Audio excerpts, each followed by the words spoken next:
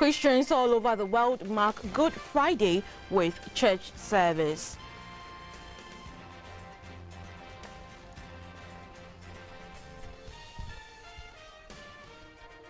Annual paragliding festival takes off at Peru in the eastern region.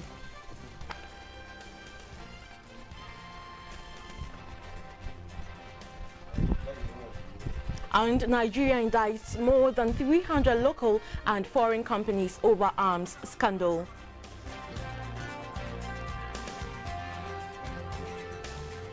Hello, it's time for news live on GBC24. My name is Siyokwo Kwakutre and I am Ofriwa Dakon. In our first report, a police officer is reported to have been shot dead at Sola in the northern region by some unidentified gunmen. The men are believed to be armed smugglers operating between Ghana and the Ivorian border. A source in Sola told Radio Ghana that the activities of armed robbers and smugglers have intensified in the area. Last month, a soldier was instantly killed at Dollar Town in an attack on a convoy of the Bole District Security Council. Bole and Sola are neighboring districts on Ghana's western corridor, sharing a common border with Ivory Coast.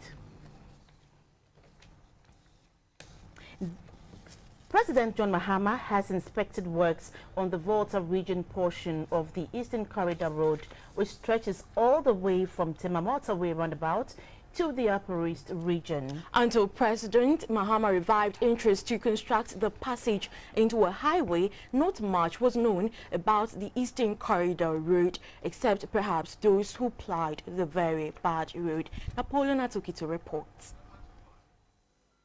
Everywhere President John Mahama had visited in the country, he was met with requests for good roads.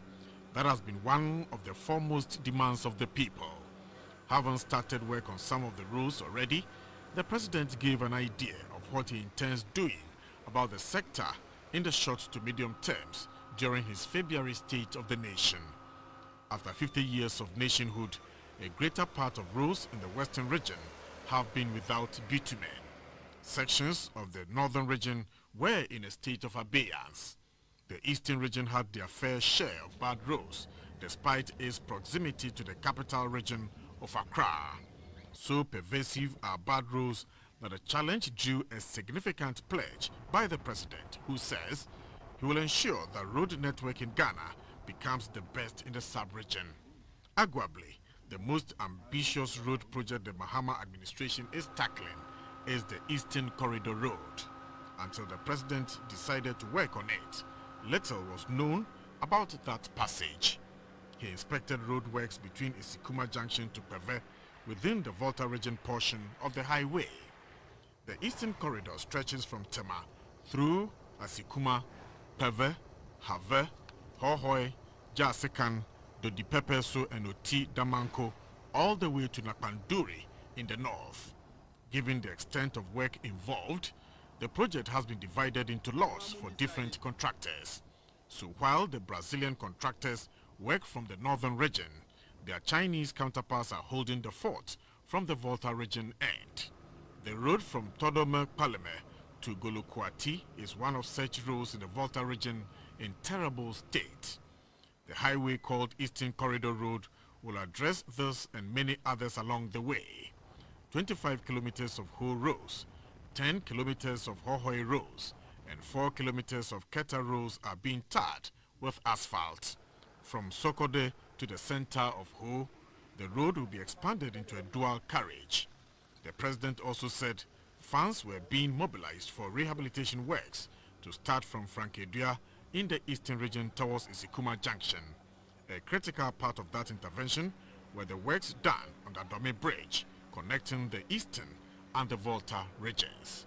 Napoleon Atukitu reporting.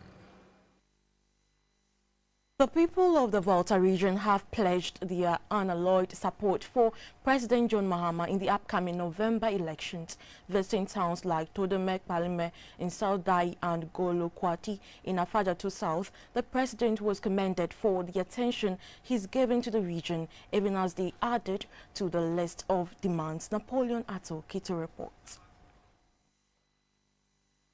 South Dai's Todomek Palime literally means a settlement within mountains. The expectant crowd had been waiting for some time for the president's arrival.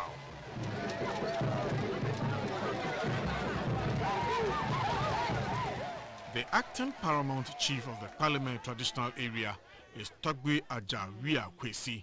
There has been a long-standing boundary dispute between the people of Peki and Chito Awudome. I respectfully suggest that you use your good office to find a lasting solution to the problem to ensure total peace in the district.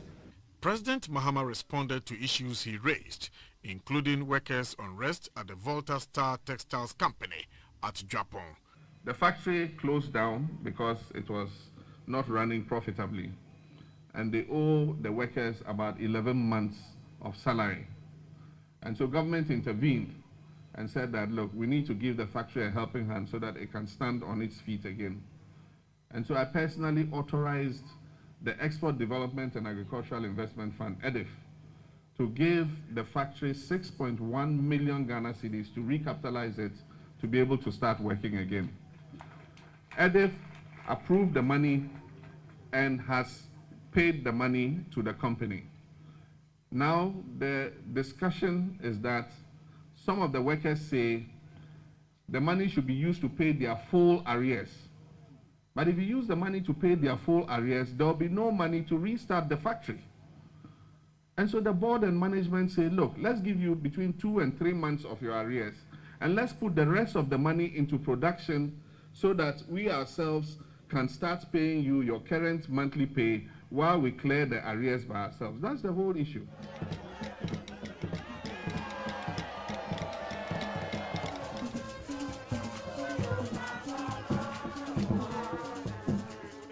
More party bigwigs joined the president at Golo-Kwati. The paramount chief of Logba traditional area, Togbe Adabra, said his people are eagerly looking forward to the Eastern Corridor Road to pass through their area, having received a lot from government to start the new Afajatu South district. We know you are a listening president. We are adding our voices by making a passionate appeal to you to expedite action on the construction and the completion of the road. Why? To boost the local economies of the Volta region, which will enhance the standard of living of the people tremendously. The Volta regional chairman of the NDC, Mr. Japon Kujo, said the president will win overwhelming endorsement in the region come the next elections. If they tell you nothing is happening, maybe you don't know of my area, Northern Volta. Today, if you want to travel from Rora to Dambai, only 30 minutes. 30 minutes you are there. You want to see big schools, E-blocks, they are there. Go to Chenderi, go to Dambai, the schools are there. Even to the smallest hamlet, there is electricity there. The president said government will do more for the region. The next segment is from Have to Hohoi, which is the segment that Afajatu South is concerned with. We have just awarded that segment, but this time we've put it under the Cocoa Roads program. And so you're going to find that that work will go faster, because under the Cocoa Roads, as soon as payment certificates are raised, they are paid by Ghana Cocoa Board. And Ghana Cocoa Board has set aside the money for the roads that is constructing under the Cocoa Roads program. The Volta region, which has traditionally stood behind the ruling NDC government, have pledged to repeat the dose this year. Napoleon Atukitu reporting. Well, back in Accra, about 50 police prosecutors in the country have received training to improve their capacity to professionally prosecute cases. An official of the Legal and Prosecutions Department at the National Police Headquarters challenged the prosecutors to be fair and professional in the discharge of their duties. ASP John Odro said effective police prosecution formed a critical part of justice delivery, maintenance of law and order, and contributes to peace and stability in the country. Police prosecution is when a charge is brought against a person by a police prosecutor who appears on behalf of the police officer making the complaint or charge against the defendant. The governing law, which varies by jurisdiction, generally provides the police with general authority to investigate and prosecute cases of crime. In order to improve the capacity of police prosecutors in the country, a training program was organized for over 50 prosecutors. The 4-week training was aimed at sharpening and upgrading their skills and knowledge. It was also to improve their relationship with the citizenry and other key stakeholders in the criminal justice system, including the Office of the Attorney General and the Judiciary. A staff officer of the Legal and Prosecutions Department at the National Police Headquarters, ASP John Odro, expressed appreciation to the organizers for the training and reiterated their commitment to prosecute those who go contrary to the law. For the past month or so, you have been equipped with the necessary tools to deliver. It is my prayer that when you go out there, you not keep it to yourself, you will share. And then so that people who, other officers who have not had opportunity to be here, they also have, at least, you make some impact as far as the justice delivery is concerned. The program was organized in collaboration with the Bureau of International Narcotics and Law Enforcement Affairs, INL. In addition to this training program, we also have programs with the Ghana Prison Service, with the Attorney General's Office, with the Judicial Service, with several other parts of the criminal justice sector here in Ghana. Let the state attorneys no longer be strangers, you to them or them to you. They are your colleagues in such an honorable profession.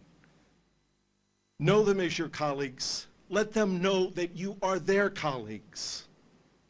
And I think a lot will be accomplished. Participants were taken through classroom lectures, mock trials, court visits, and practical exercises which centered on topics such as criminal law, criminal procedure, and the administration of justice. 300 police prosecutors are expected to be trained over a 12-month period. Participants will be drawn from all administrative regions of the police force.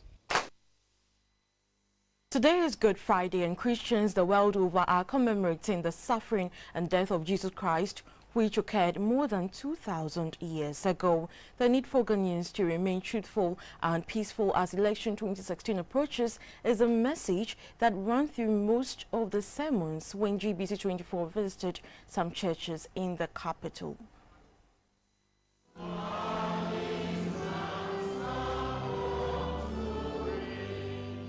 Good Friday is celebrated traditionally as the day when Jesus Christ was crucified. Christians consider Good Friday to be one of the most solemn holidays of the year, and most Christians spend the day reflecting on the passion of Christ and the idea that he gave his life for mankind. At church services held to commemorate the day, solemn hymns were sung and prayers were said.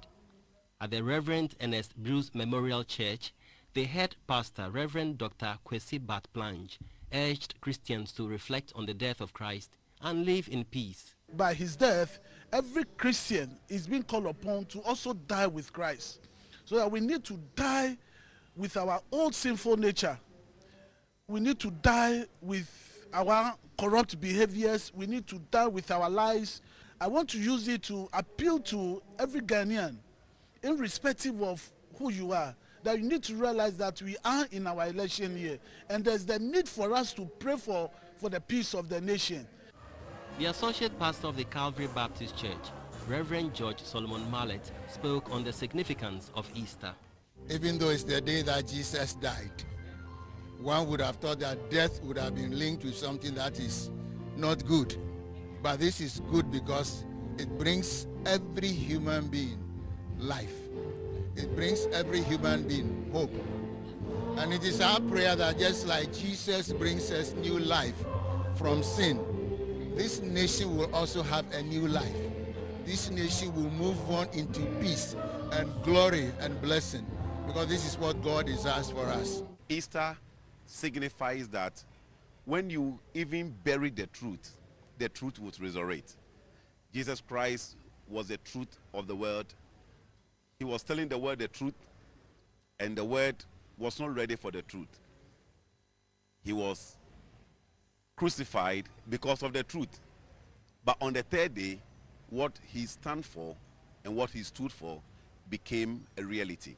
The celebration of Easter has for many decades won souls for Christ, but the big question is, have any lessons been learned from the celebration? Some reverend ministers explained. We have definitely learned lessons. It is up to individual Christians to live up to the expectation.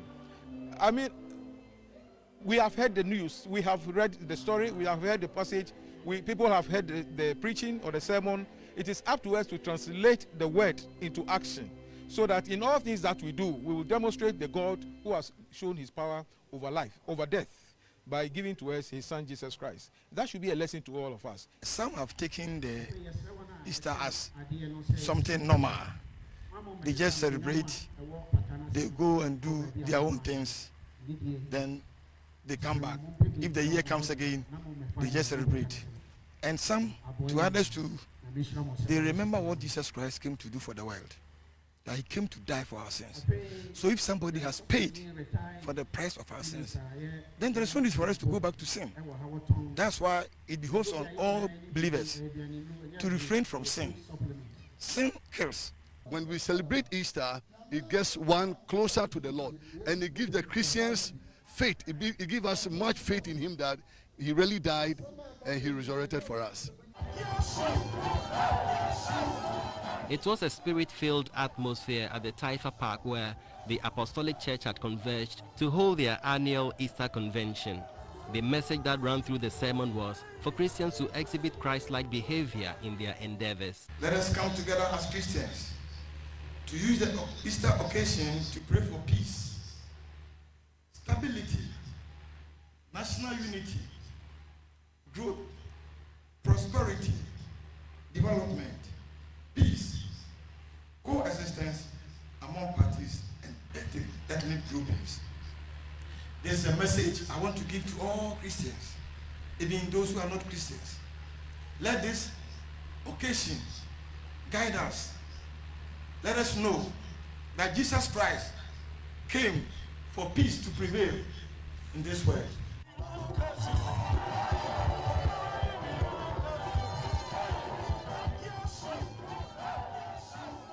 Easter is a season of reflection. It's usually characterized by a solemn atmosphere and lots of church activities.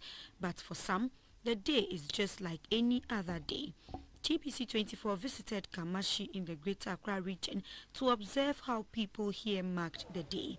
Residents went about their duties of selling, fishing and whiling away time. These children say they would have been in church if they had something decent to wear. Their only choice is to enjoy themselves by skating and riding their bicycles. Some too are there, they go to church, but then today they don't have the shirt to go to church. And so that's why some people are riding the bicycle. Business was normal at the Salaga market near Bukom. Some old folks here recounted how the season was celebrated in their era.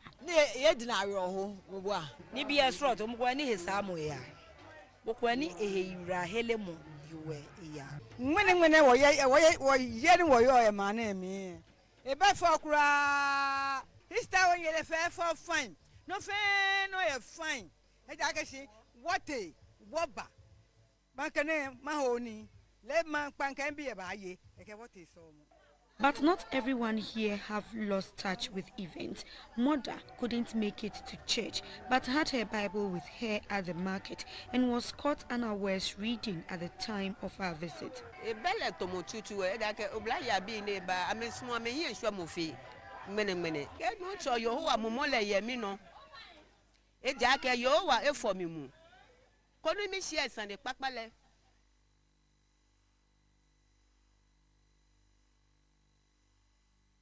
A 5 million Ghana Cedi Stock Your Library project has been launched at the British Council in Accra. The project aims at stocking libraries of various schools and other research institutions across the country. EPP Book Services is executing the project as part of its corporate social responsibility. The wife of the Vice President, Mrs. Matilda Emisa Arthur, who graced the occasion, hailed the project as a vital intervention that would facilitate reading habits among children and ultimately advance education in the country. The EPP Book Services has taken it upon itself to support teaching and learning in the various educational institutions in Ghana. Considering it as its corporate social responsibility, the company has initiated a 5 million Ghana Cedi project named Stock Your Libraries. It is aimed at stocking the libraries of schools at all levels and other institutions that are into teaching, learning and research throughout the country. In collaborations with the Ghana Library Association and partners such as the Ghana Library Authority and Biblionef, which already have similar projects running, funds would be allocated to beneficiary schools through reading clubs being run by the said organizations. A cross-section of schools that formed the nucleus of the Ghana Library Association's Readers Club received a voucher for 10,000 Ghana Cedis worth of books from EPP for a start. The schools included the La Nkwantanan cluster of schools at Medina in the Greater Accra region, Police Barracks Primary School and SDA Primary School in the Northern region, Catholic Basic School at Ocheso and Presbyterian Model School, both in the Central region.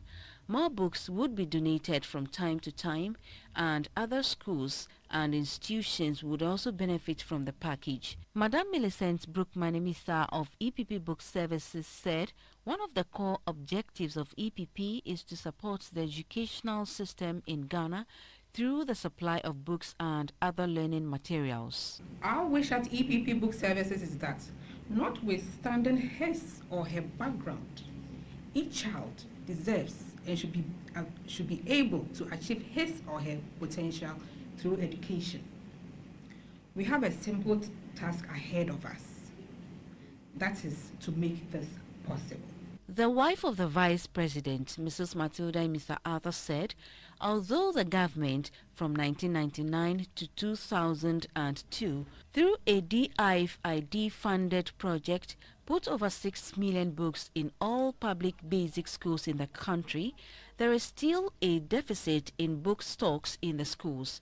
One of the things that EPP should watch out is not just putting the books there, but also putting out a program that involves the teachers.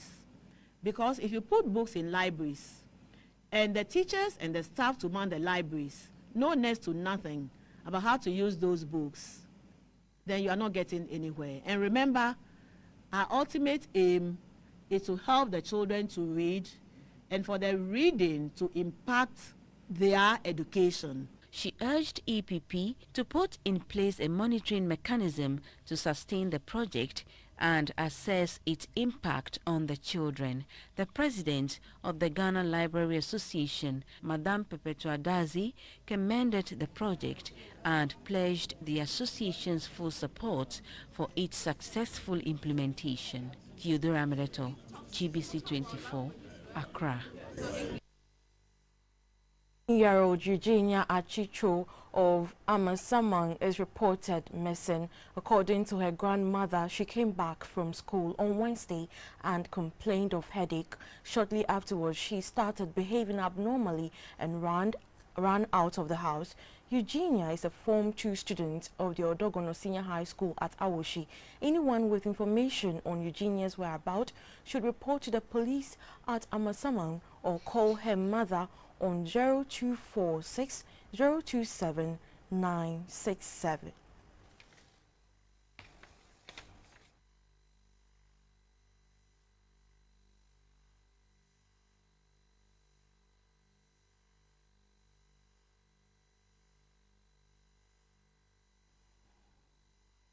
The Ghana Police Hospital Administration will carry out a fumigation exercise at the Pediatrics Department, Radiology Unit, Dental Unit, Chemist and the General Administration area from Saturday 26th to Monday 28th March 2016. The aforementioned units and departments will be open to the public on Tuesday 29th March 2016.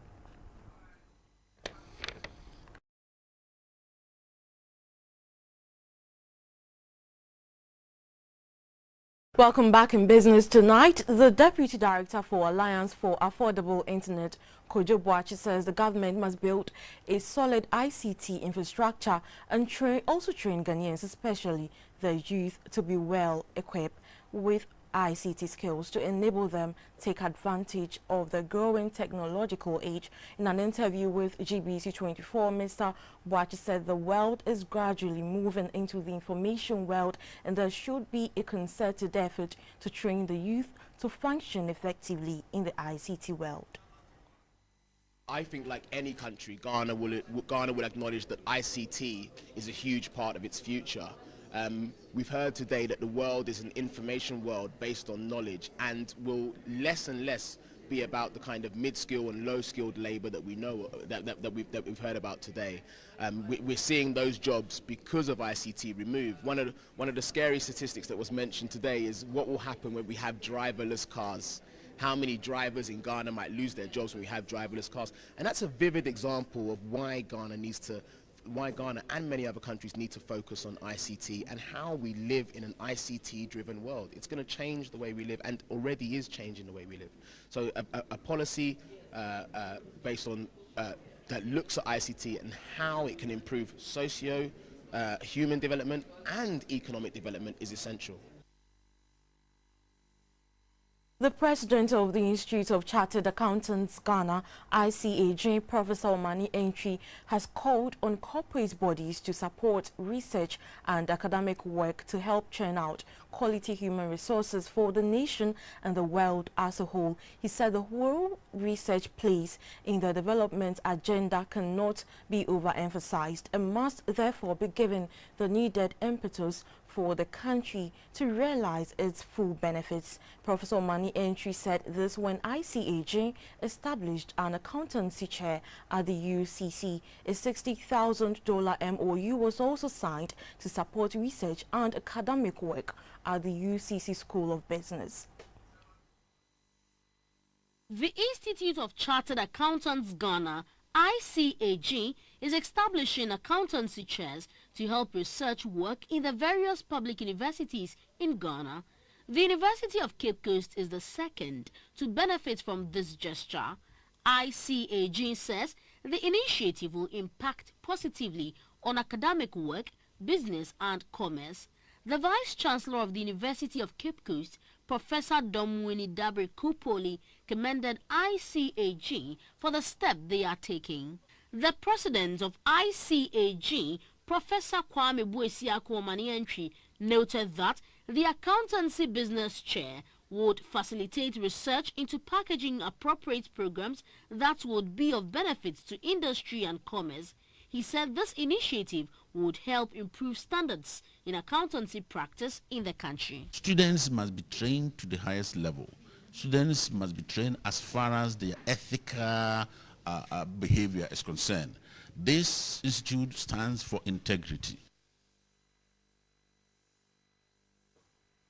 The cedi is selling at 3.8 Ghana cedis against the US dollar, the 5.8 against the pound sterling and 4.2 against euro on the interbank currency market. The currency board up next.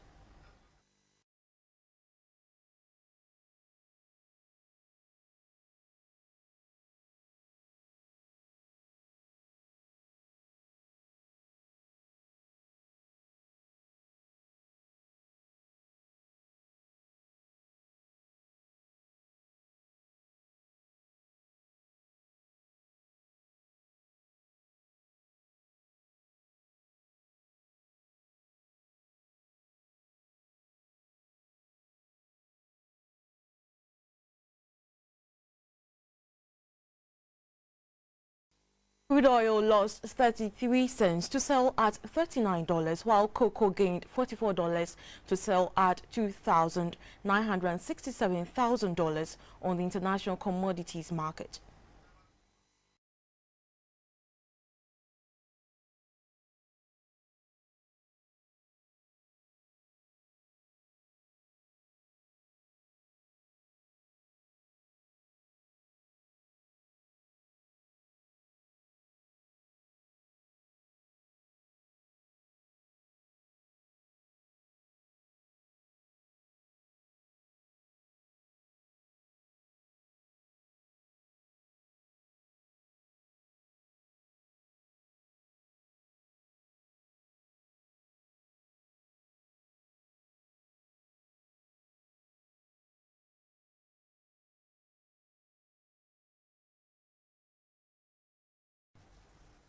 You're still watching News Hour. We have more news ahead.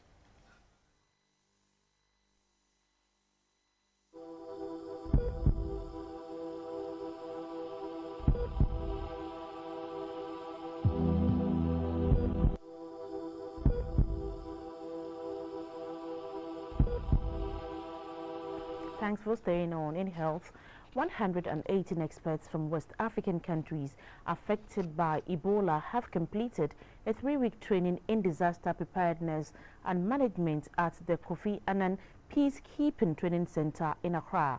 They were equipped with the skills to handle future epidemics. The 118 participants were made up of 58 Guineans and 60 Sierra Leoneans. The two countries were the worst affected in the 2013 Ebola outbreak. Scores of people lost their lives and socio-economic activities were also disrupted for a long period. The sub-region is recovering, although recent reports point to a recurrence of the virus in Guinea. Slow response to the disease, attitude and lack of technical know-how prompted experts and donor partners to organize the training to equip people on early detection signs, prevention, management and recovery. We are calling WAPI a success story because it is Africans training Africans the way we know best. Representatives from the African Union and ECOWAS devised interventions to handle disaster-related issues on the continent. These include the ECOWAS Model National Disaster Management Agency and Disaster and Risk Management Response Teams. Also, every member country is expected to have a $1.5 million disaster fund and establish Ebola emergency centers. The national coordinator of NADMO, Brigadier General Francis Vib Zanziri, encouraged participants to partner each other in the outbreak of any future disaster. In disaster management, no one sector in any country can manage emergency situations. It is always a collaborative effort. But all must be trained to be effective in that collaborative effort. So as you return home, make sure you replicate this training at your national levels, tailored to the needs of your respective countries. Ghana narrowly escaped the recent Ebola outbreak in the sub-region, but suffered a scare. If anything touches us in Ghana, it touches you too, because we are family. We have to work together to ensure that we advance together and that we are safe together. The training was organized by the West Africa Disaster Preparedness Initiative with funding from the United States Africa Command. Cape Verde will be the next beneficiary of the training program before it is replicated in other parts of Africa.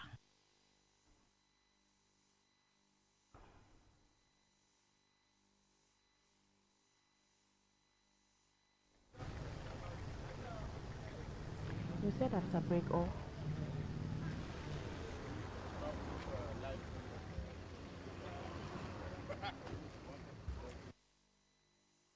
In an accident at the Kentucky Tire overpass traffic light around Atlantis Radio and Sunny FM here in Accra.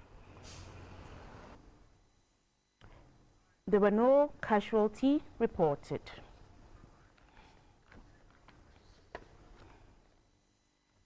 Well, that's it for Welcome back. On the foreign front, Nigeria has indicted more than 300 local and foreign companies and individuals, including senior military officers, over an arms scandal. A government statement says they are accused of defrauding the country of $241 million in fake contracts. President Muhammadu Buhari ordered a probe last year after funds meant to buy weapons to fight Boko Haram militants were allegedly diverted. More than $35 million has been recovered in the investigation so far.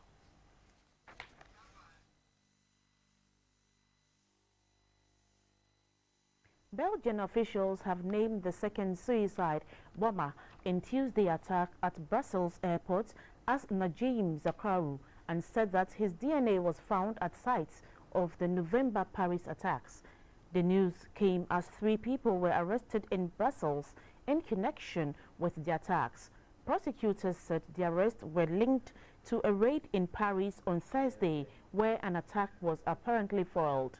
Other suspects have been arrested in Belgium, Germany and France. 31 people died in bombings at Brussels airport and a metro station.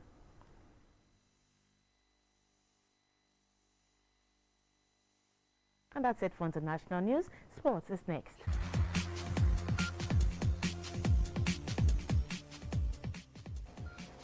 Good evening, some updates from the world of sports. I'm Theophilus Sampa. We are being backed by JPS Tornado Betis and Lunat.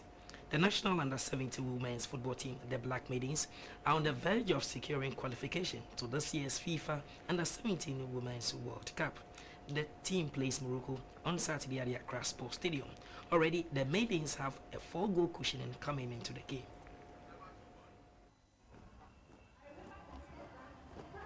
These are members of the national under-17 women's team, the Black Maidens. They are preparing to face Morocco in the second leg of the final round of qualifiers for the 2016 FIFA Under-17 World Cup in Jordan.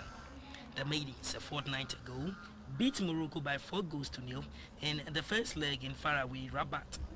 The Black Maidens are pushing for their 5th consecutive Women's World Cup finals. Ahead of the clash, the chairman of the Black Maidens Management Committee, Mr. Augustine Asante, says nothing can stop them from achieving their goal. This match is a very crucial match. Even though we went to Morocco to win, I'm saying it's not over until it is over. So we have taken the match very, very seriously. If you look at the training the girls are having, it means we are very serious about this match. And we are not going to take anything for chance. We have won 4-0 away, and this is the last match. When we win, we have qualified for the World Cup. So definitely, we are sure we are qualifying for the World Cup. Meanwhile, the Moroccans held their first training session ahead of the clash on Friday. The girls, who looked cool and composed, believe all is not lost yet. Speaking off camera, the technical handlers say they will spoil Ghana's qualification party by overturning the 4-goal deficit. The 2016 FIFA Women's World Cup in Papua New Guinea starts on the 30th of September and ends on October 21. The maiden edition of an Inter-Clubs Junior Weightlifting Championship is set to take place on Saturday, April 16th at the National Weightlifting Center in Accra. The competition is reserved for children between the ages of 8 and 17 years. In April this year, the first Junior Weightlifting Championship between clubs dotted around the country will take place. The competition, with support from Indomie Noodles, will have 16 clubs competing for honors. Aside taking away cash prizes and souvenirs from sponsors, the Ghana Weightlifting Federation will be using the event to select potential national team players for grooming. The one-day event will be preceded by a float across the principal streets of Accra on April 15th ahead of the showdown at the National Weightlifting Center. So for sports.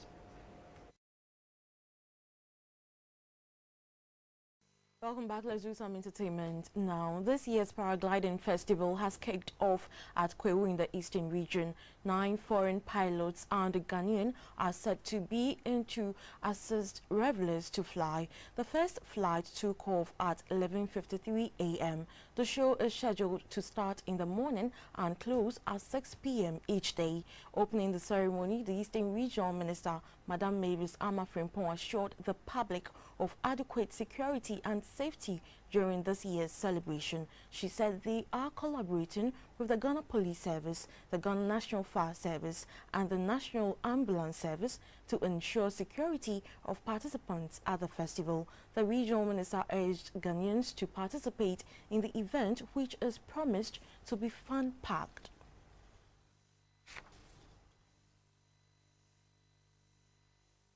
We'll hear some bits of news from the world of entertainment. The Ministry of Tourism, Culture and Creative Arts has appointed actor John Dumelo as Tourism Ambassador of Ghana. The actor announced his appointment in a post on his Instagram page. John Dumelo also posted a photograph of himself and Mrs. Elizabeth Ofosue-Jare, Minister for Tourism, Culture and Creative Arts. The weather report up next.